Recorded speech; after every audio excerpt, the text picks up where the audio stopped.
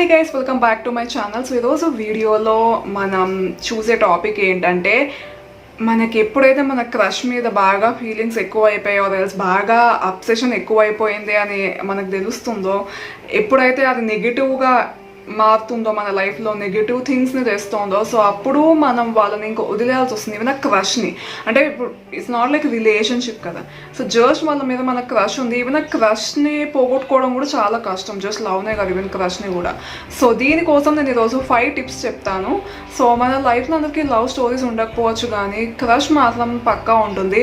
అది celebrity crush అయినా కావచ్చు, లేకపోతే మీ క్లాస్లో ఎవరి మీద క్రష్ అవ్వచ్చు, మీ అదేంటి నేబర్స్లో ఎవరైనా మీరైనా ఉండొచ్చు, అదర్స్ మీ కొలీగ్స్ ఏదైనా.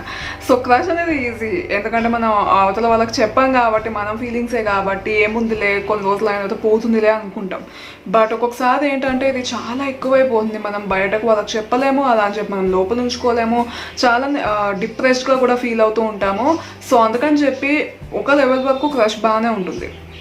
దానికంటే ఎప్పుడైతే అదే లెవెల్స్ దాటి వెళ్తోంది అని అనుకుంటున్నారో, ఆ టైంలో మనం ఆ ఫీలింగ్ని కట్ చేయాలి. అండ్ అదంత ఈజీ కాదు, బట్ ఈరోజు నేను చెప్పే టిప్స్ని ఫాలో అవుతే కొంచెం హెల్ప్ అవుతుంది అని అనుకుంటున్నాను. ఆబ్వియస్లీ హెల్ప్ అవుతుంది, మీరు పక్కా ట్రై చేస్తే అవుతుంది. Now without any further do, let's get into the video.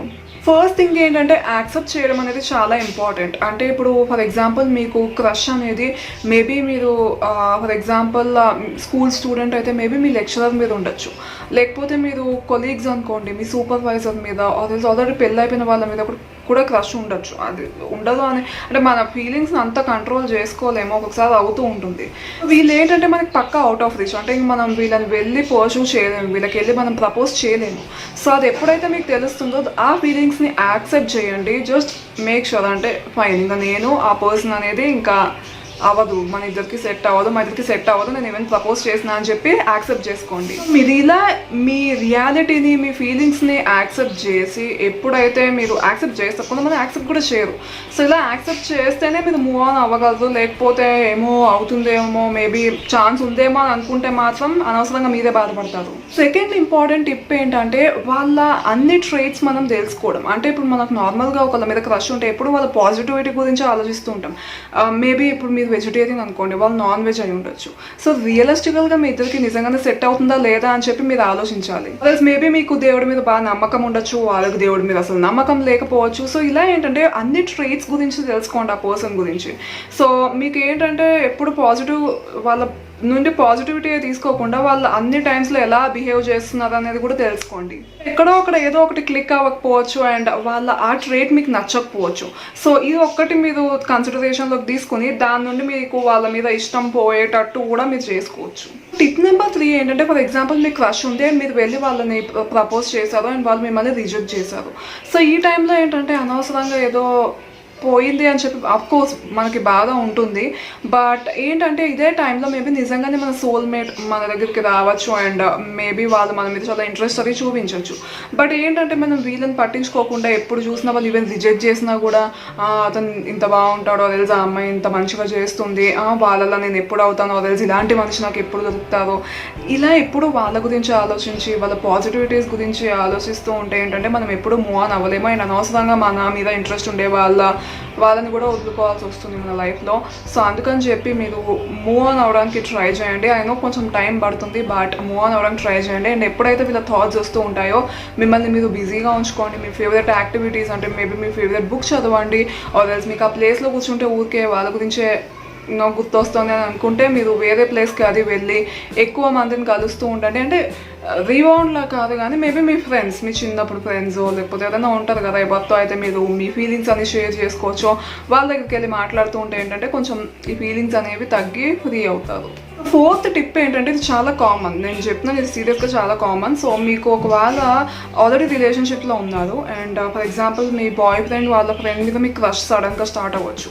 అంటే ఇప్పుడు మీ బాయ్ ఫ్రెండ్ బిజీగా అదే ఉండొచ్చు. సో సడన్గా ఏంటంటే వేరే వాళ్ళ ఫ్రెండ్స్ ఎస్పెషల్గా ఆల్రెడీ మీ ఫ్రెండ్స్ అయినా, సో వీళ్ళ మీద ఏంటంటే ఏంటంటే మీకు సడన్గా క్రష్ అది రావచ్చు. సో అప్పుడు ఏంటంటే మీరు కన్ఫ్యూజ్ అయిపోతూ ఉంటారు, బ్రేకప్ అయిపోవాలా అని చెప్పి కూడా ఆలోచిస్తూ ఉంటారు. సో తొందరలో డెసిషన్స్ తీసుకోకండి, మీ రిలేషన్షిప్ని వర్క్ చేయడానికి ట్రై చేయండి. అండ్ క్రష్ ఎంత డీప్ ఉంది ఎంత డీప్ లేదో అనేది కూడా తెలుసుకోండి. చాలా కన్ఫ్యూజన్లో ఉంటారు అయినో. అండ్ చాలా వరకు ఏం చేస్తుందంటే అందరూ రిలేషన్షిప్ని బ్రేక్ చేసేస్తారు, బట్ లాస్ట్కి ఏంటంటే న్యూ క్రష్ని లూజ్ అవుతారు, యాజ్ వెల్ యాజ్ మీ పార్ట్నర్ని కూడా లూజ్ అవుతూ ఉంటారు. సో టైం తీసుకోండి, ఎందుకని మీ పార్ట్నర్ మీద మీకు ఇంకా ఆ ఫీలింగ్స్ లేకుండా పోతున్నాయి అని, ఎందుకు కొత్త వాళ్ళ మీద మీకు క్రష్ ఫార్మ్ అవుతుంది అని చెప్పి కామ్గా కూర్చుని మీతో మీరు మాట్లాడుకొని చెక్ చేసుకుని అప్పుడు మీరు ఏ డెసిషన్ తీసుకోవాలో తీసుకోండి. అండ్ ఈ టైంలో ఏంటంటే మీరు మీ పార్ట్నర్ని తక్కువ కలవండి, యాజ్ వెల్ యాజ్ మీ క్రష్ని కూడా తక్కువ కలుస్తూ ఉండండి. ఒకవేళ కొలీగ్ అయితే కూడా మీరు చాలా వరకు అవాయిడ్ చేయడానికి ట్రై చేయండి ఆ పర్సన్ని. సో దాట్ మీరు ఏంటంటే the end of the day వాళ్ళిద్దరు కనబడకుండా ఉంటే అప్పుడు మీకు అర్థమవుతుంది ఎవరి మీద ఎక్కువ ఫీలింగ్స్ ఉన్నాయి అని.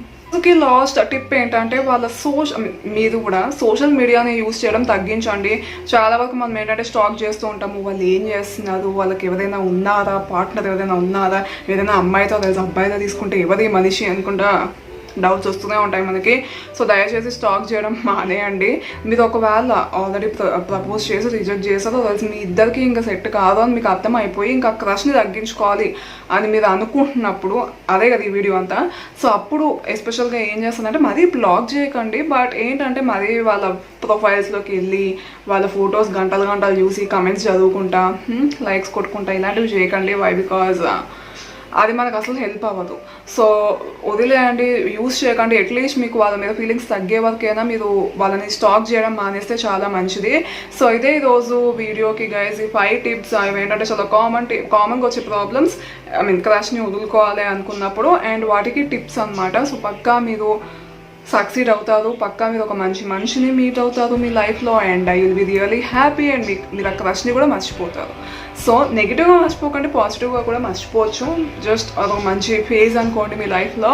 Says that's all for today's video. Thank you so much for watching my video sunshines. In the next one till then take care. Bye సన్షైన్స్.